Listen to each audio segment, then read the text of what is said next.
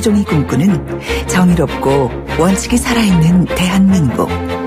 청취자 여러분과 함께 만들어가겠습니다.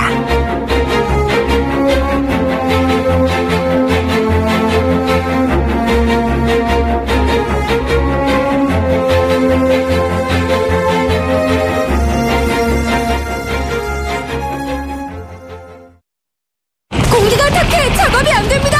유해 공기 때문에 직원들 건강에 지금 당장 오토링크를 설치하라.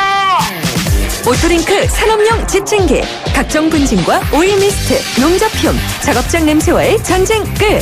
믿을 수 있는 집진기 오토링크. 1577-7097. 우리 가족 인사돌 이야기. 혈압도 괜찮고 내시경도 괜찮고. 치아 나이 35세? 와, 우리 엄마 청춘이네. 잇몸이 좋아지긴 했나봐. 챙겨줘서 고마워 우리 딸. 너는 괜찮지? 잇몸에도 나이가 있습니다. 사랑으로 챙겨보세요. 사랑을 담은 선택 인사돌 플러스 동국제약.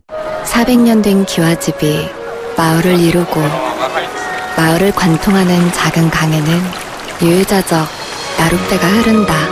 17세기 일본의 모든 것이 아직 그곳에 있다. 대한항공 일본 오카야마 주 7회 매일 오전 운항. Excellence in Flight Korean Air.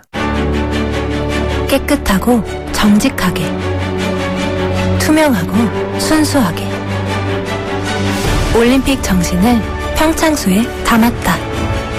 평창에서 태어나 세계인과 마실 물이기에 강원 평창수, 물의 원칙을 지키다. 돌려보고 비틀어보는 오늘의 이슈, 이종훈의 뉴스 측면 승부. 네, 오늘 핫 이슈 한 가지 돌려보고 비틀어 보겠습니다. 뉴스를 곱게 보시지만 곱게 안 보시는 시사계의 측면 승부사시죠. 이종훈 박사 오셨습니다. 안녕하십니까? 네, 이종훈입니다. 오늘은 뭘 한번 비틀어 볼까요? 오늘 이슈는 필요적 변론 사건. 필요적 변론 사건이라 하면 법률 용어 같은데요. 예, 뭔지 궁금하시죠? 예. 좀 설명을 해드리면 형사소송법상 피고인이 사형, 무기 또는 단기 3년 이상의 징역이나 금고에 해당하는 사건으로 기소된 때 그때는 반드시 변호인이 있어야 한다. 중요한 법률 사건일 경우에 그런 거죠. 민사건이든 형사건이든 반드시 변호사가 있어야 된다. 이 말씀. 형사사건일 경우에만. 기본. 그리고 박 전 대통령 재판은 아시다시피 뇌물수수를 비롯해서 18개 혐의로 지금 기소가 돼 있지 않습니까? 그러니까 변호인이 반드시 필요한 사건에 해당한다. 예, 오늘 이제 박근혜 전 대통령 재판과 관련해서 이 얘기가 조금 나왔었죠. 네. 근데 그럼 18개가 걸려 있다면 그중에서 최고 형량이 높은 것만을 받습니까? 아니면 전부 합산하는 겁니까? 합산하죠. 네, 합산하는데 이제 미국 같은 경우에는 합산해서 그냥 완전히 뭐 수백 년도 때리고 그러잖아요. 예. 우리나라는 그렇게 하지는 않더라고요. 예. 그래도 가장 이제 높은 그 형량을 기준으로 해서 플러스 마이너스 이렇게 조정을 하는 그런 식으로 하죠. 18개 중에 8개는 없애주고 10개만 가지고 한 건당 평균 2년만 잡아도 20년을 사셔야 되는데 연세가 84 정도 돼서 나오시게 되네요. 그러면. 예. 뭐 계산상은 그런데 지금 뭐 어떻게 선고가 나올지는 아무도 지금 예측을 못하는 상황이죠. 오늘 왜 이 필요적 변론 사건이란 단어가 또 이렇게 관심의 대상이 됐냐 하면 박근혜 전 대통령 변호하던 유영하 변호사 아시죠? 예, 알죠. 예, 초기부터 지금까지 그냥 쭉 요즘도 유영하 변호사하고만 접견을 하신다는 거 아닙니까? 네. 자, 그런데 이 유 변호사를 비롯한 변호인단 7명이 전원 사퇴를 했습니다. 아니, 필연적 변론이라고 하셨는데 이거 사퇴해버리면 어떻게 해요? 예, 그러니까요. 근데 이제 사퇴 이유는 아시겠지만, 바로 그 구속 기간이 연장되지 않았습니까? 그렇죠. 예. 그것에 대한 이제 항의 차원에서 오늘 이제 그런 좀 뜻밖의 전원 사퇴라고 하는 카드를 확 집어 던졌습니다. 그런데 굉장히 재판부를 향해서 좀 과하다 싶을 정도의 그런 그 표현을 써가면서 아주 그냥 좀 비판을 좀 했는데요. 사법부의 치욕적인 흑 역사 중 하나로 기록될 것이다. 이런 표현까지 썼습니다. 창자가 끊어지는 아픔과 피를 통하는 심정을 억누르면서 살기 가득 찬 법정에서 피고인을 홀로 두고 떠난다. 와. 법정에 살기가 차 있다. 재판부를 향한 얘기 아닙니까? 그렇겠죠. 결국은. 좀 심한 것 같아요. 그럼 재판부는 어떻게 반응했습니까? 일단 만류를 했습니다. 그러니까 우리는 기본적으로 구속기간 추가 이제 구속영장 발부와 관련해서 재판 외적인 고려 없이 지금 그렇게 결정을 한 거다라고 네. 하는 점을 강조를 하면서 이거 필요 변론 사건이기 때문에 모두 사퇴를 하면 새로운 변호사를 이게 선임을 하거나 네. 국선 변호사를 선임을 해서 재판을 진행해야 하는데 네. 그러면 재판 기간이 더 늘어날 수 있다. 그러면 오히려 박근혜 전 대통령에게 불리할 수 있는데 참으시죠. 라고 재판부가 이제 만류를 하긴 했습니다. 그러면 박 전 대통령 변호는 다 가만두면 유영아를 비롯해서 그만두면 누가 맡는 겁니까? 네. 우선 이제 변호인들이 사임서를 철회를 하는 방법이 있긴 있습니다. 예. 네. 그러니까 뭐 이제 욱해서 그랬긴 한데. 네, 미안하다. 결국은 이제 뭐 우리가 맡아야 되지 않을까 싶다. 예. 그러면서 이제 철회를 하는 방법이 하나 있고요. 예. 박 전 대통령이 새로운 그 변호인들을 선임하는 방법이 또 있습니다. 네. 그렇지 않은 경우에는 이 법원이 좀 직권으로 국선 변호인을 지정을 하는 네. 그 방법. 지금 요 세 가지 지금 선택지가 남아 있는 상황입니다. 대한변호사협회에서도 성명을 냈다 그러는데 뭐라고 했습니까? 그러니까 변호사의 기본적 사명은 피고인의 인권 옹호 활동이다. 예. 이번 사태로 해서 오히려 박 전 대통령이 변호인의 조력을 받을 권리를 상실한 거 아니냐. 그러니까 그 피해 고스란히 박 전 대통령에게 돌아갈 거다. 예. 그러니까 변론 활동 중단해서는 안 된다라고 지금 이제 변호인단을 향해서 좀 약간 쓴소리를 내놨습니다. 변호인단 쪽에서 구속영장의 연장에 대해서 반발하는 것은 이해가 가는데 이게 16만 페이지인가 되는 그 송장이 걸려있는 이 재판을 다 내버려두고 피고인 혼자 내버려두고 떠난다. 진짜 이거 큰 문제 되겠는데요. 사실은 그래서 이게 이제 결국은 약간 정치적인 그런 그 의도를 가지고 한 거 아니냐 이런 얘기도 좀 흘러나와요. 왜요? 약간 여론전 비슷하게 해서. 여론전. 예. 박근혜 전 대통령에 대해서 좀 이제 우호적인 그런 세력들을 다시 한번 결집시키는 그런 효과를 노린 거 아니냐라고 하는 얘기도 좀 나오긴 합니다. 그래서 정말로 이제 사임서 철회를 안 하고 끝까지 그만둘지 안 둘지도 좀 지켜봐야 되는 그런 상황이긴 한데요. 만약에 이 뭐 사선 변호인이든 국선 변호인이든 변호인이 바뀐다라고 전제했을 때는 조금 전에 이제 재판부도 이제 그런 지적을 이제 했다시피 이 10만 쪽이 넘는 방대한 수사 기록을 다시 검토를 해야 되잖아요. 공부를 해야 되는 겁니다. 그리고 그동안에 이제 공판이 한 80여 회 이루어졌는데 그 과정도 또 내용을 또 꼼꼼히 살펴봐야 돼요. 그러려면 자연히 이제 재판 과정이 지연될 수밖에 없는 상황이 되고 사실은 빠르면 올 연말 이내로 박근혜 전 대통령 1심 선고가 나올 수도 있다라고 하는 관측이 있지 않았습니까? 그런데 이 변호인단이 만약에 교체가 되면 사실은 이제 이렇게 내년으로 그냥 훅 넘어가는 그런 그 상황이 벌어질 수도 있는데 결과적으로 박 전 대통령에게 좀 불리할 수도 있는 거죠. 그런 상황. 박 전 대통령이 재판 보이콧할 수도 있나요? 변호인들 없으니까 나도 재판 못 받겠다. 그럴 가능성도 있습니다. 그럼 그럴 경우에는 어떻게 해야 하느냐 하는 건데 이 형사소송법 365조를 보면 피고인이 정당한 사유 없이 공판기일에 출정하지 않으면 피고인 진술 없이 판결할 수 있다라고 규정이 돼 있다 그럽니다. 그래서 1심 판결은 재판부의 의지에 따라서는 그대로 진행이 될 수가 있는 설령 박근혜 전 대통령이 안 나오더라도 그런 상황이라고 합니다. 알겠습니다. 더 자세한 내용은 좀 있을 더불어민주당 박주민 의원과 함께 인터뷰하면서 제가 여쭤보도록 하겠습니다. 오늘 수고하셨습니다. 고맙습니다. 시사평론가 이종훈 박사였습니다. 청취자가 묻고 박 박사가 전한다. 방송을 들으시면서 궁금하신 사항은 문자 메시지로 보내주세요. 샵 0945번 우물정 0945번으로 짧은 문자 50원 긴 문자 100원의 정보 이용료가 있는 문자 메시지로 보내주시면 박 박사가 꼼꼼고 인터뷰에서 대신 질문해드립니다. 오늘 들으신 인터뷰 방송은 YTN 라디오 곽수중의 뉴스 정면 승부 홈페이지나 팟캐스트 팟빵을 통해 다시 확인하실 수도 있습니다.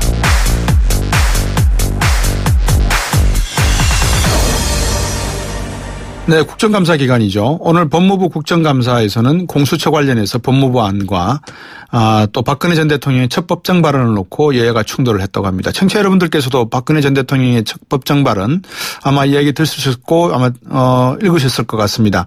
어떻게 생각하는지 한번 글을 보내주시면 제가 읽어드리도록 하고요. 될 수 있으면 문단이 안문맥에 다 잘려서 저희들이 보는 내용이기 때문에 여러분들이 생각하시는 내용만 보내주시면 감사하겠습니다. 우물정 0945 단문 50원 장문 100원이고요. 그래서 법사위 소속 더불어민주당 박주민 의원 전화 연결했습니다. 안녕하십니까? 예, 안녕하십니까? 네, 국감아직 진행 중이죠? 예, 진행 중입니다. 예, 바쁘신데 또 나오셔가 인터뷰해 주셔서 감사합니다. 예.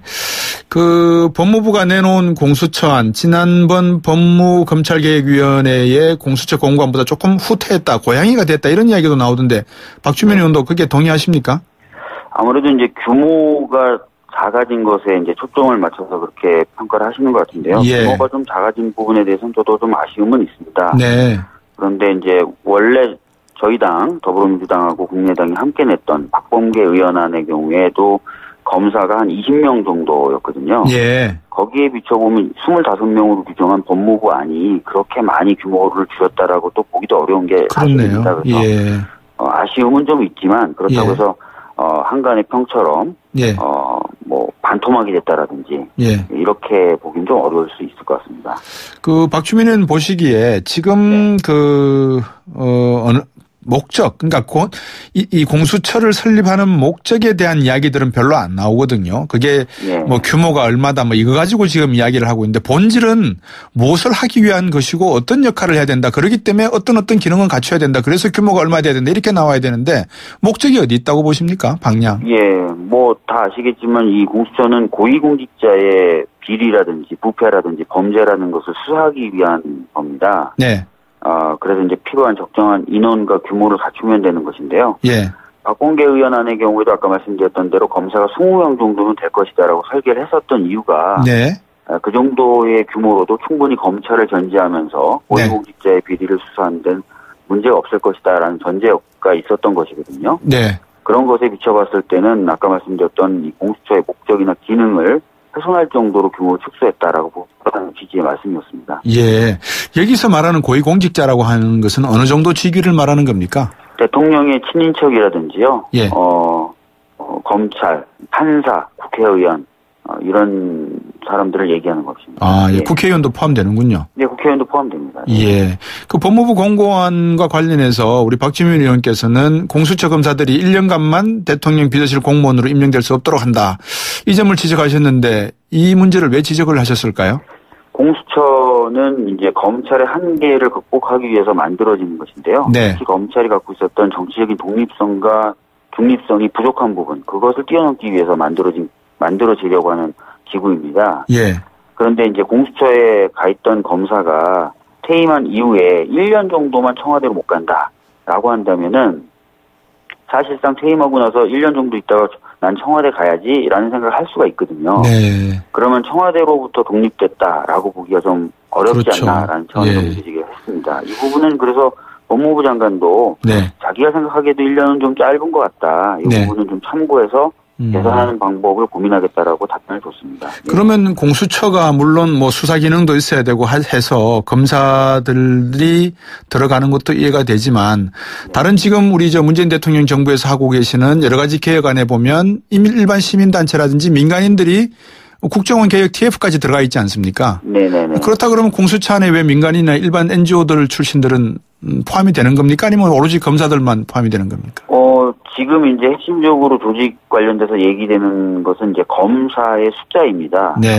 검사의 숫자라서 이제 검사 숫자를 주로 얘기하는 것이고요. 예. 검사와 이제 수사관들을 제외하고 어떤 특정한 직역의 사람들이 들어가야 된다면은 그 부분에 대해서 이제 논의를 해서 좀 채워넣을 수는 있을 것 같습니다. 왜냐하면 그 부분에 대해서 뭐 가능성이 없다고 닫아놓은 건 아니거든요.